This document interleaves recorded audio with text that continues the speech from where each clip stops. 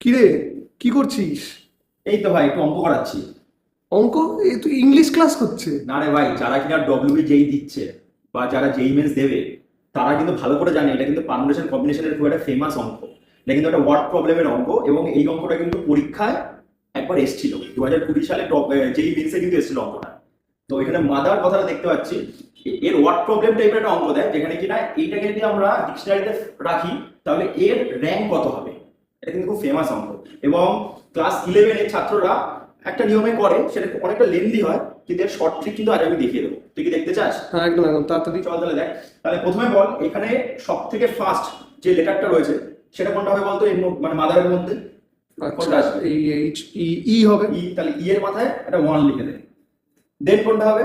দেন হবে এইচ।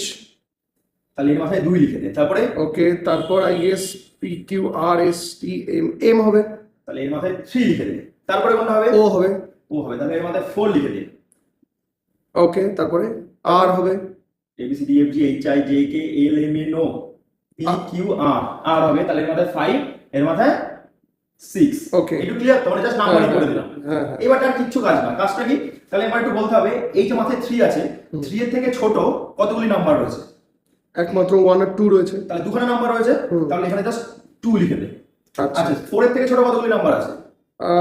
4 এর থেকে ছোট 3 2 1।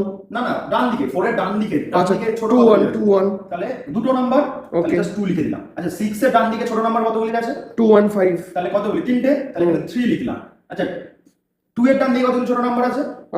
1 মাত্র একটা, তাহলে এখানে 1 লিখবো। 1 এর ডান দিকে ছোট কতগুলি নাম্বার আছে? 1 এর দিকে কেউ নেই। কেউ নেই, তাহলে 0। 5 এর ডান দিকে তো নেই, 0। ঠিক আছে? ওকে। আচ্ছা, এইবার আমি কি করব, এইখানে লিখবো 0 ফ্যাক্টরিয়াল। আচ্ছা, তাহলে এখানে লিখবো 1 ফ্যাক্টরিয়াল। তাহলে এখানে কত লিখবো? 2 ফ্যাক্টরিয়াল, এখানে 3 ফ্যাক্টরিয়াল, এখানে 2 4 ফ্যাক্টরিয়াল, এখানে 5 ফ্যাক্টরিয়াল। আচ্ছা, ব্যাস। এবার 0 ফ্যাক্টরিয়াল মানে আমরা জানি কত? 1 1। এর সঙ্গে 0 গুণ করলে কত? 0 প্লাস 1 ফ্যাক্টরিয়াল মানে 1, তার সঙ্গে 0 গুণ করলে কত? 0 2 ফ্যাক্টরিয়াল মানে কত? 2, 2 তার সঙ্গে 1 গুণ করলে কত? 1 এই 2 2। 3 ফ্যাক্টরিয়াল মানে 6 তার সঙ্গে 3 গুণ করলে 18। 18। হ্যাঁ, 4 ফ্যাক্টরিয়াল মানে 24, তার সঙ্গে 2 গুণ করলে 48 48। 5 ফ্যাক্টরিয়াল মানে 120 তার সঙ্গে 2 গুণ করলে 240। 240। জাস্ট সবকটাকে অ্যাড করলে কত হবে? এখানে হচ্ছে 20, 20 আর হচ্ছে এখানটায় 260 308 আর 308 আসছে। 308 আসছে তো? হ্যাঁ। আচ্ছা, এর মানে হচ্ছে মাদার যেটা রয়েছে, হ্যাঁ। এর আগে 308 খানা ওয়ার্ড তৈরি করা যাবে। Okay. আমি বলছি মাদারের পজিশন কত, তাহলে জাস্ট তার সাথে একটা +1 করে দেবো, অর্থাৎ অ্যান্সার হচ্ছে 309।